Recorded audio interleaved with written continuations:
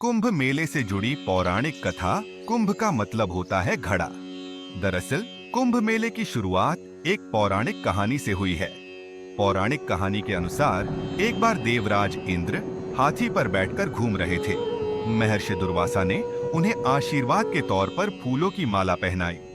देवराज इंद्र ने अपनी शक्ति के मद में महर्षि दुर्वासा की ओर ध्यान नहीं दिया और माला को अपने हाथी को पहना दिया।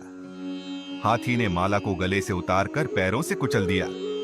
इस घटना से क्रोधित होकर महर्षि दुर्वासा ने देवराज इंद्र और सभी देवताओं को शक्तिहीन होने का श्राप दे दिया। देवता शक्तिहीन होकर असुरों से हार गए, जिसके बाद सभी देवता भगवान विष्णु के पास मदद मांगने गए। भगवान विष्णु ने कहा कि अमृत पाने के लिए समुद्र मंथन करना होगा। अमृत यानी ऐसा अमर पेय जो पीने से देवता फिर से ताकतवर हो जाएंगे।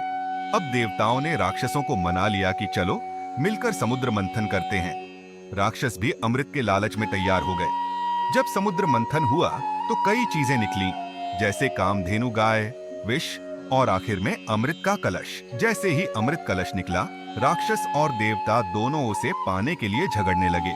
इस बीच भगवान इंद्र के बेटे जयंत ने अमृत कलश उठाया और वहां से भाग गए। अब राक्षसों ने जयंत का पीछा किया। इस दौरान 12 दिनों तक देवताओं और राक्षसों के बीच लड़ाई चली। जयंत अमृत कलश को लेकर भागते रहे और इसी दौरान अमृत की कुछ बूंदें पृथ्वी के 4 स्थानों प्रयागराज, हरिद्वार, उज्जैन और नासिक पर गिर गईं। इसलिए इन जगहों को पवित्र माना जाता है और यहाँ कुंभ मेले का आयोजन होता। हर 12 साल में ही क्यों होता है महाकुंभ?